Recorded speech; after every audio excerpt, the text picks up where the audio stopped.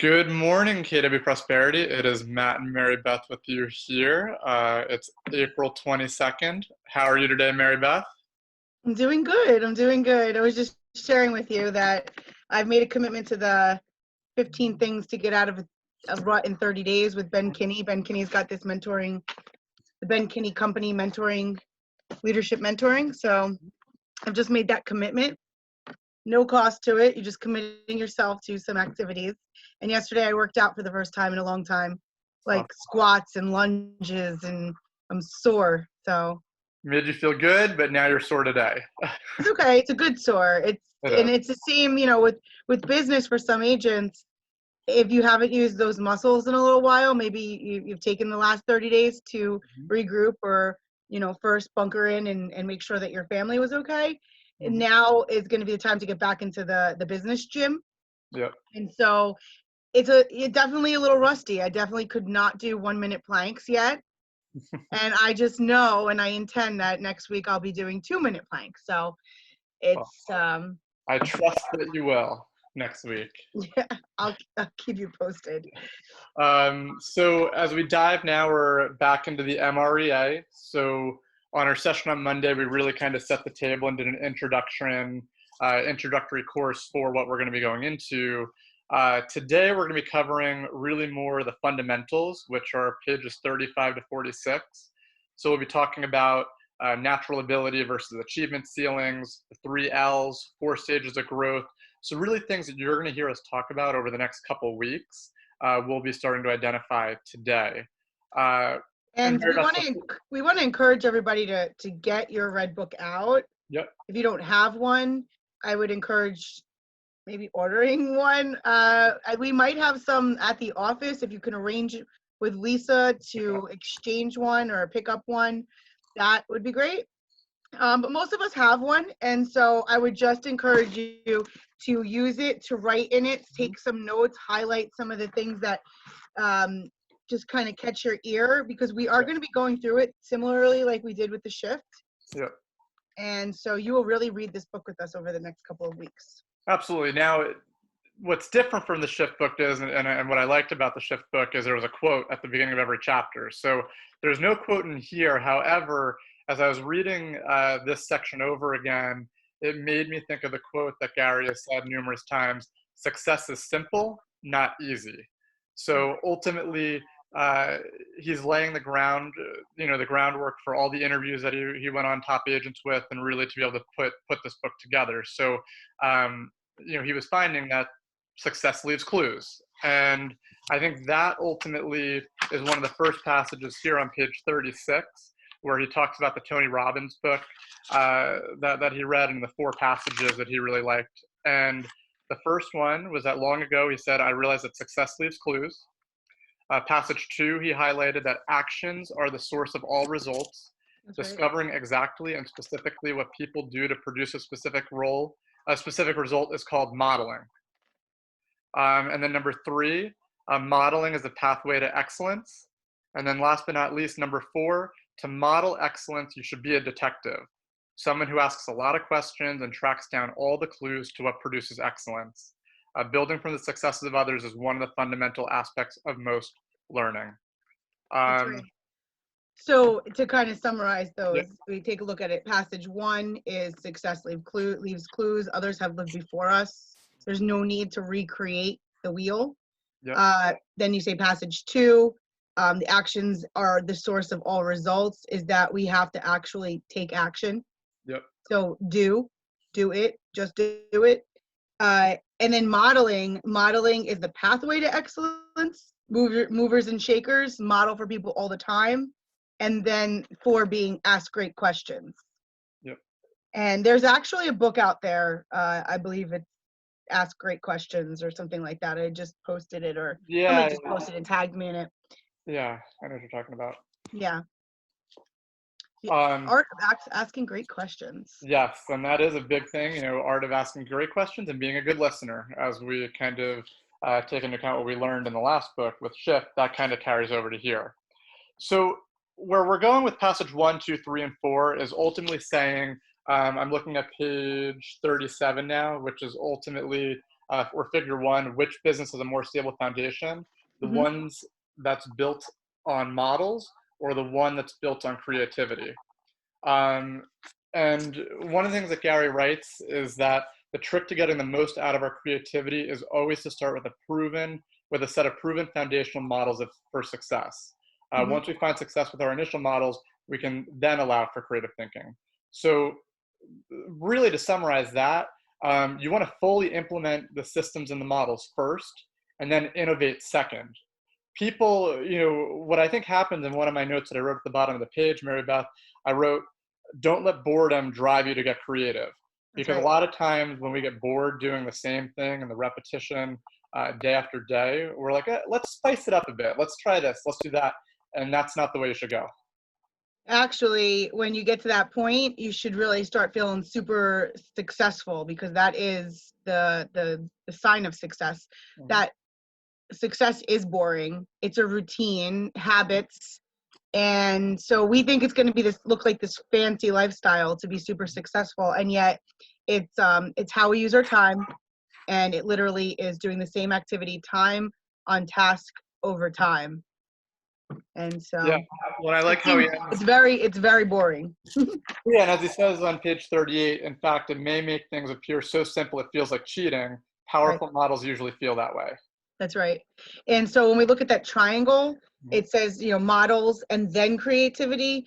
And a lot of times, Matt and I have both witnessed where agents get in to the business or are trying to ramp up their business, and they start to go with like, well, what if this works, or what if this works, and all these different kind of creative ideas to generate business. And yet we know that lead generation, the activities of lead generation are contact people that possibly need to sell, list, create your database, work your database.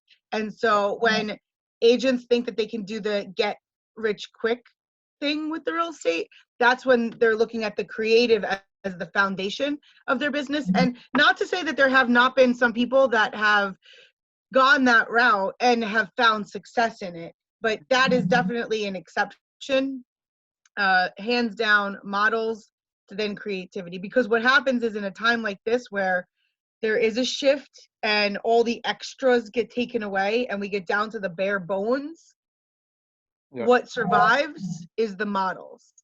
The Mhm. creativity stuff goes away, and then it could come back in maybe a different time, but the models and your foundational activities never change. Absolutely, and I think that segues nicely into the next part of the chapter, which is natural That's right. ability and achievement ceiling. One of Uh, my favorites. yeah, and that's why I'm going to actually turn it over to you because I know like you so passionately speak about this, and I love hearing you when you talk about E to P and hitting the achievement ceiling. So take it away. Okay, well, what Matt is talking Oh, about here whoever is holds on it page up. 39. And on page 39, we talk about E to P. And most of my agents know E to P is entrepreneurial to purposeful. Now, every time you hit a natural ceiling, if you continue to do the same activities that you did to get yourself to that level, you're going to just keep getting more of the same, more of the same. So when we talk about E to P in the real estate world, we're talking about I can't get my first transaction, right? So breaking the ceiling of achievement in just starting the business. That would be step one of going from entrepreneurial to purposeful. Creating a schedule so that you can actually have a business. So that's one. Then what happens with an agent is when you get to that level of 20, 30 transactions, 36 transactions is the model. And yet in some markets where the commission that's generated may be a bit more, we're seeing anywhere from like 20 to 25 transactions. So when you hit that level, there's only so much an agent can do, one single agent.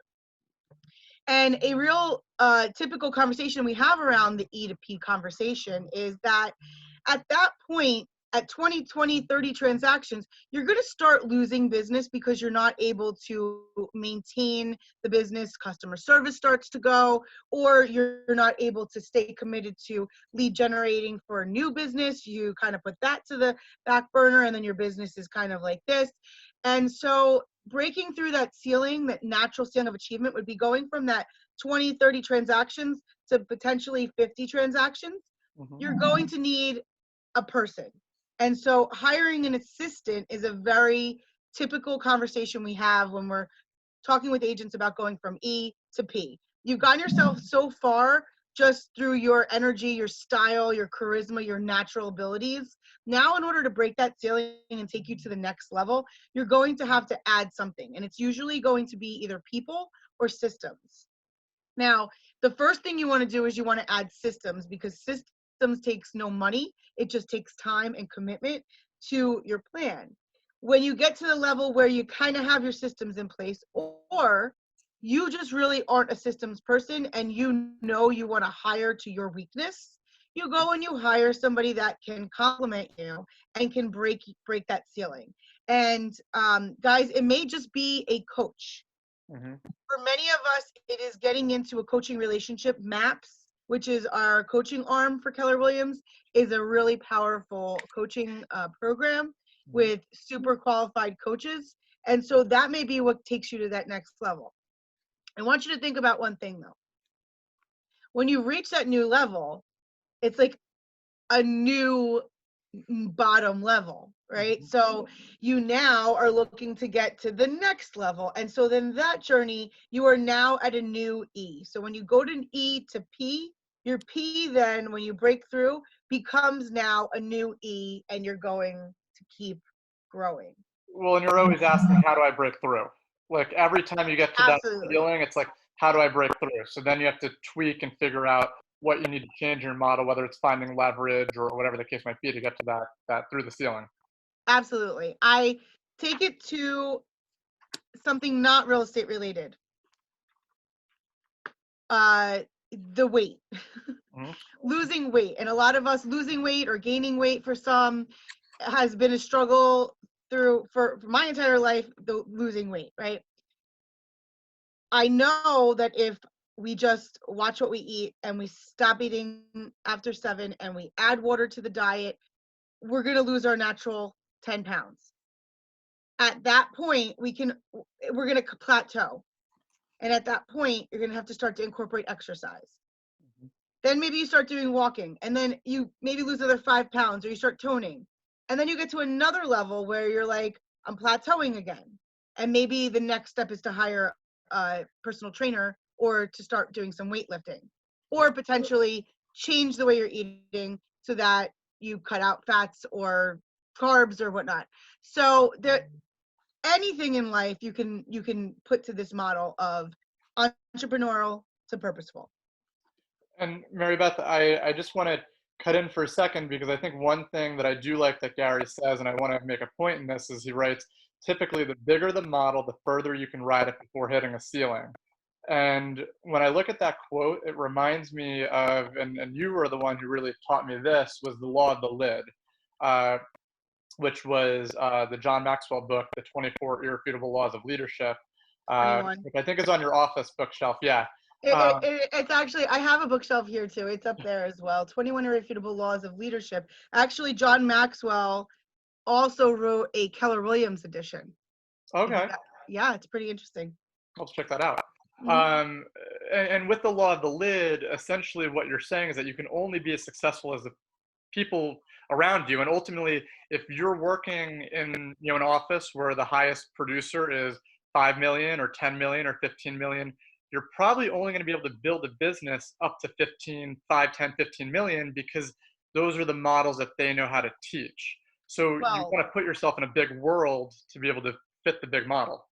to your point about the four passages that he speaks about in the Mhm. prior pages, modeling is really important. And yes, we are modeling for others, number one. Number two is we have people that we look up to that by accident are modeling for us, and it's not their, and they may not even know it, and we may not even know it. For some people, do you ever put yourself around some kids in your life, and then they start saying things that you're saying and you're like, oh my gosh, they're actually listening, internalizing that, and then it's coming out of their mouth. Yeah. So the same thing is happening on all different levels, right?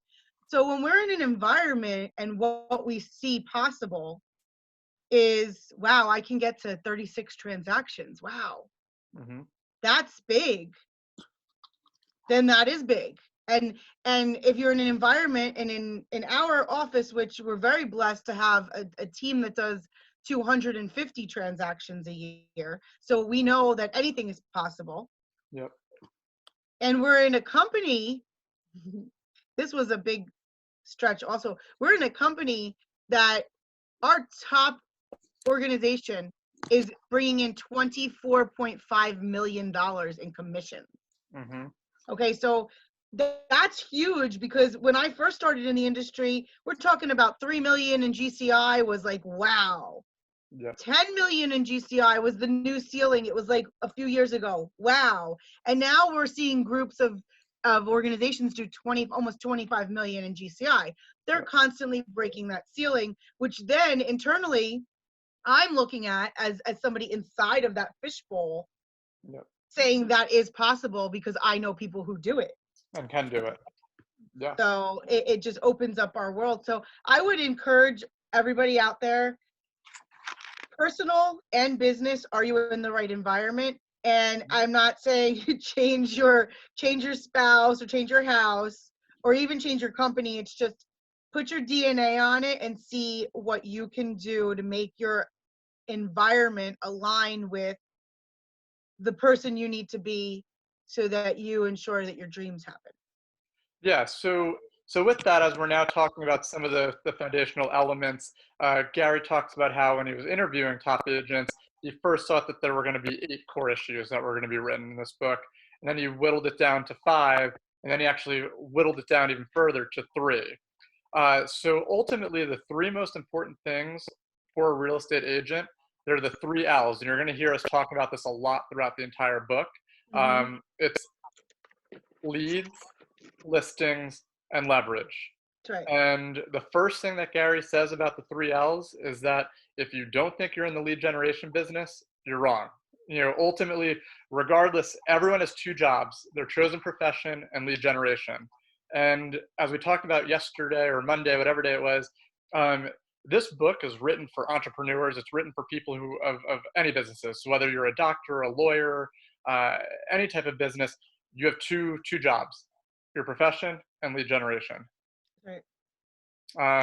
You know, Even because as he writes later in here, he says, it became clear that if I wasn't any good at lead generation, no one would ever know what an educated and knowledgeable real estate professional I was. So right. you could have all the knowledge, you could have all the skills, you could have all the abilities, yet if you're not actually lead generating, you're not gonna have a Mm-hmm. business.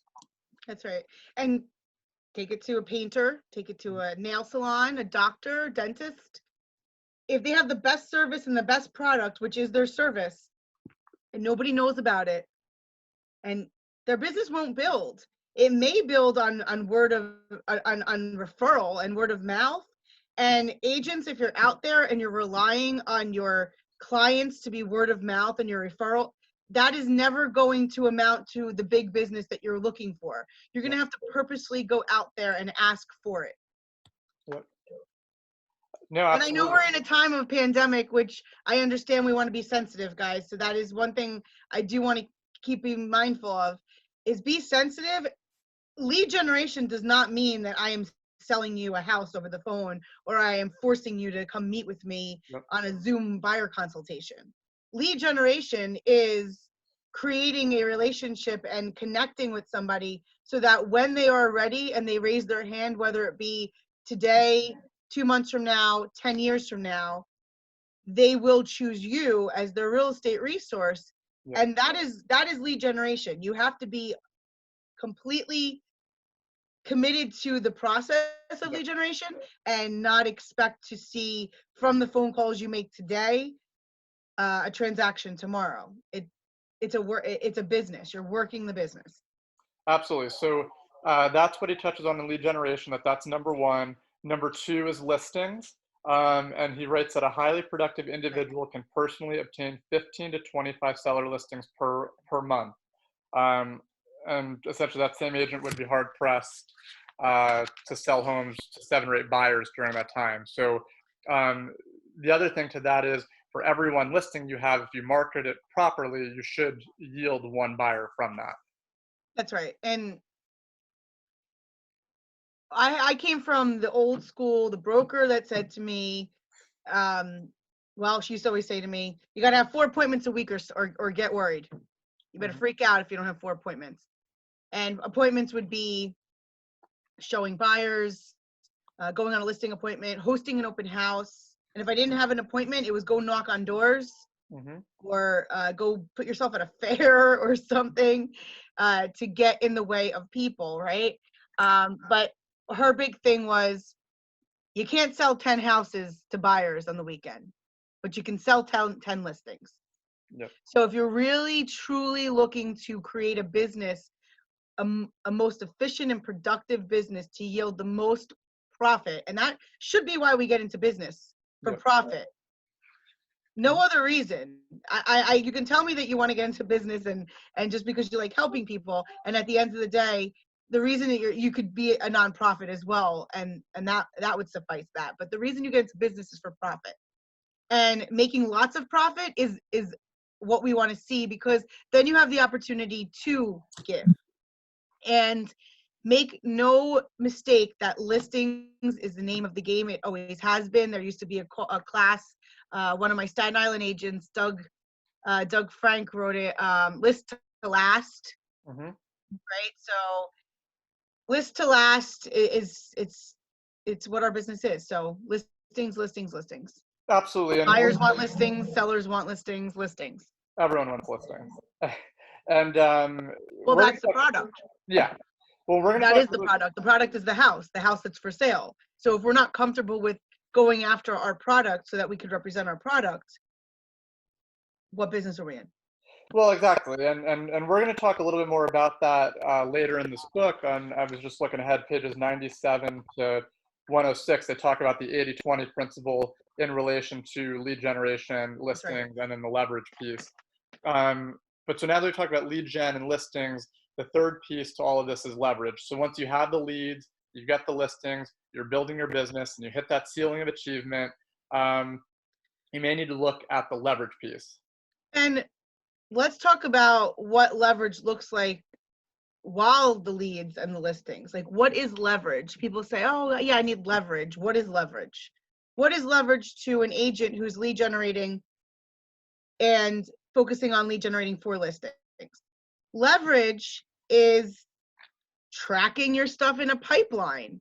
Leverage is using some of the tools that are at your fingertips to stay a little bit more organized. Leverage is having calendar or whiteboards in your environment reminding you of prospects. And what are you looking at?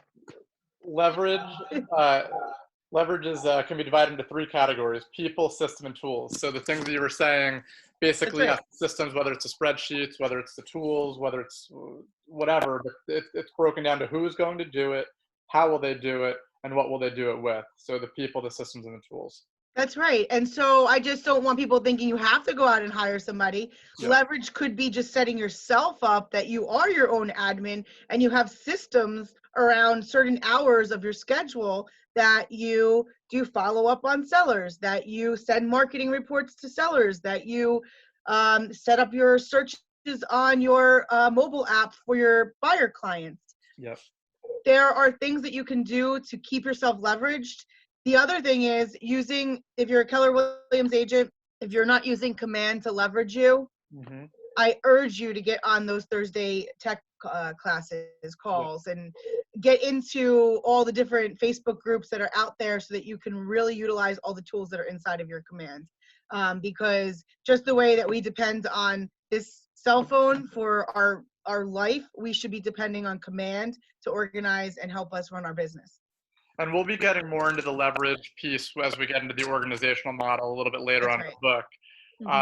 So really the way that Gary closes out this part of the section, pages 44, 45, and 46, which is really the 4 stages of growth on the path to $1 million.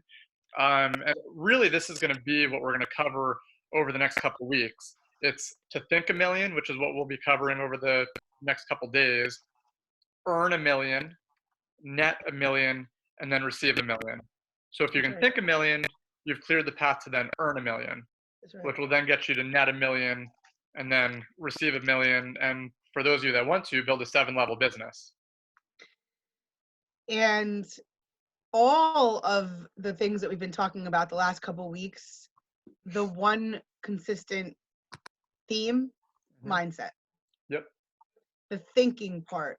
And I really want to encourage us to protect your thinking right now. And how do you bunker in your thinking is you jump on calls like this. Yep. You make sure that you're listening to the right podcasts, the right music, spending time with family, staying healthy and happy, and reading the right books. Well, so, and Mary Beth, the one thing that I do really like that he talks about, and I just want to share it real quick because every time I read it, I'm always like, yeah, that's so true. He writes, more than 100 years elapsed between the time Mount Everest was identified as the highest point on Earth and the day the first person reached the top. Interestingly enough, a second group reached the summit just 1 year later. Today, dozens of people reach the top every year. So once a path was identified, the journey became much more accessible to others. It is our intention that this book will have the same effect on your real estate career. So ultimately, it is the mindset piece of like, well, I can't do what they're doing, right? Yet it's just like the 4-minute mile. The first person I was going to say, it took forever. I just wasn't sure if it was a 4-minute, a 5-minute, a 3-minute. I didn't want to. I think it was a 4-minute. I think it's 4. Once one person did it, now it's like, that's the standard. It's possible. So it's just important to have that focus and have that discipline to realize that if people have done it before you, you can also do it. That's right. So do you have any closing thoughts? But I mean, that's pretty much the fundamentals that we covered up through page 46. Tomorrow. No, I just also want to be mindful that the second thing is to earn the million. So there is going to be work involved in building $1 million business, and whatever size business you choose, you can build through these models. And we hope to help you with that over the course of the next couple of weeks. Yep. And we also want you to understand that you have to show up in it as well. Yep. So I think tomorrow, since we just finished that section, we'll probably do the myth understandings tomorrow. There's 6 of them. So that'll be page 47 to page 64. So we'll plan on covering that in tomorrow's session. Okay. So thank you for everyone who tuned in on Zoom, tuned in on Facebook Live. We covered the fundamentals today, and we'll see you guys at 12:30 today. We'll be with Nick Marinowski for our mortgage segment. So we'll see you then. Wednesday. Yeah. All right. Bye. See you later. Bye, guys. Bye.